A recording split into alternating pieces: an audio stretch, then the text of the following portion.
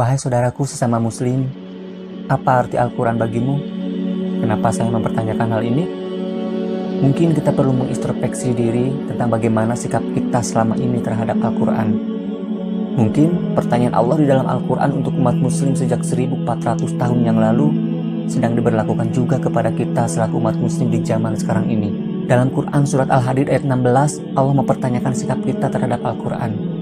Alam yakni lilladzina amanu an takhsha'a qulubuhum li dzikrillah. Belumkah datang waktunya bagi orang-orang yang beriman untuk menundukkan hati mereka mengingat Allah? Wa ma nazala minal haqq, dan kepada kebenaran Al-Quran yang telah turun kepada mereka.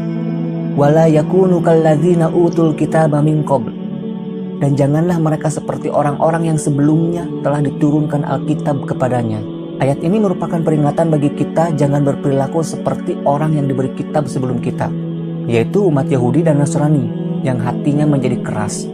Fatala alaihimul amadu faqasat qulubuhum.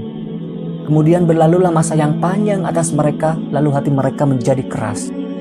Apa yang mereka lakukan terhadap kitabnya sehingga hatinya menjadi keras? Mereka membaca kitabnya, melantunkan kitabnya, tetapi tidak tahu isi kitabnya. Mereka tak peduli. Mereka tak menggunakannya untuk melembutkan hati mereka. Tidak mempergunakannya untuk berbicara kepada Allah. Mereka tidak mempergunakan kitab sebagaimana mestinya. Rasulullah SAW bersabda, para ahli kitab tidak mendapatkan manfaat apapun dari kitabnya. Dan muslim akan menjadi seperti mereka. Bukankah sebagian dari kita mendatangi ulama untuk bertanya, Pak Ustadz, anakku terkena demam, ayat mana yang harus kubaca? Pak Ustadz, putriku akan menikah, surat mana yang harus dibacakan sebelum acara live musiknya dimulai?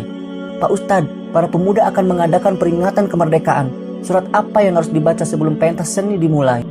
Doa mana yang harus kubaca dari Al-Quran ketika aku sedang mencari pekerjaan atau supaya daganganku laku? Hanya itukah arti Al-Quran bagimu? Kamu mencari keberkahan untuk ini dan itu karena Al-Quran turun untuk memberkahi pesta dan perayaanmu? Al-Quran tidak turun untuk mengubahmu?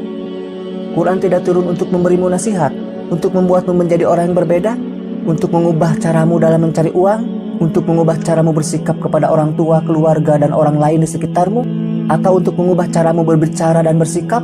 Bukan untuk itu. Apakah Quran turun supaya kamu bisa menyewa kori di acara pernikahanmu? Hanya untuk itukah Quran turun? Hanya itukah arti Quran bagimu? Atau Quran turun supaya kamu bisa menggantungkan di kaca spion depan mobilmu? Ayat kursi ditempelkan di rumahmu supaya tidak dimasuki setan? Hanya untuk itukah Al-Quran diturunkan? Apa yang sudah kita lakukan terhadap Quran? Sudah kita ubah jadi apa kitab yang mulia ini? Ini persoalan serius.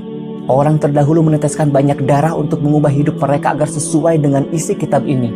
Dan sekarang bagi kita, Quran hanya menjadi kitab seremonial saja yang dibacakan pada acara atau momen tertentu saja. Ini menyakitkan.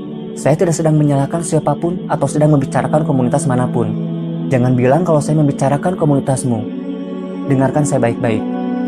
Kita merayakan anak-anak yang menghafalkan Quran. Ya, kita merayakannya. Tapi kita tidak menangis ketika anak-anak itu beranjak dewasa, namun masih tidak memahami apa yang mereka baca. Lalu anak-anak itu memimpin sholat, menjadi imam sholat tarawih. Orang yang mengimami saja tidak memahami apa yang ia baca. Lalu apa yang kamu harapkan dari para makmumnya? Orang yang mengimami saja tak paham. Ada yang salah dengan itu. Dan ini tak wajar. Seharusnya tidak seperti itu. Ini ulah kita. Kita mengajarkan anak-anak kita hubungan yang palsu dengan Quran. Mereka menghafalkan Quran agar mendapat penghargaan atau bahkan mendapat beasiswa di sekolahnya. Quran bukanlah sebuah trofi.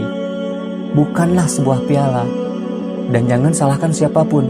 Kitalah yang melakukan ini terhadap kitab Allah.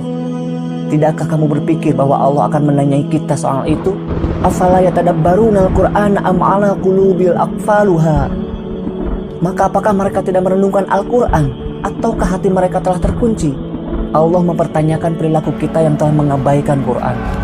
Bahkan Allah menganggap hati kita telah mati, sama seperti orang terdahulu yang telah diberi kitab kepadanya, yaitu Yahudi dan Nasrani. Dan bagaimana sikap Rasul akan hal ini? Kita selalu berharap bahwa Rasul akan menolong kita dengan syafaatnya kelak. Bukankah begitu? Coba perhatikan ini. Jika kita tidak mulai mengkaji Quran dengan serius dan berjuang untuk merubah kehidupan kita agar sesuai dengan isi Al-Quran, maka Rasulullah SAW tidak akan memberi kita syafaat. Rasulullah tidak akan berperan sebagai pengacara yang akan membela kita di pengadilan Allah kelak, melainkan Rasulullah akan berperan sebagai jaksa penuntut yang menuntut kita akan perbuatan kita yang telah mengabaikan Quran. Wa qala rasulu ya Rabbi inna qaumi takhudhu hadzal Qur'ana mahjura. Berkatalah Rasul, ya Tuhanku, sesungguhnya kaumku menjadikan Al-Quran itu sesuatu yang tidak diacuhkan. Kitab ini turun untuk mengubah hidup kita. Kita harus mengingatkan diri kita dan orang sekitar kita tentang itu. Kita harus mulai mempelajari kitab ini dengan serius. Ayat apapun yang sudah kamu hafalkan, setidaknya pelajari tafsirnya.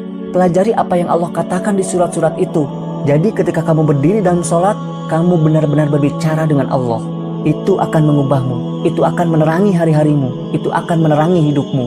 Rasulullah SAW bersabda, wahai ahli Quran, janganlah bermalas-malasan terhadap Quran.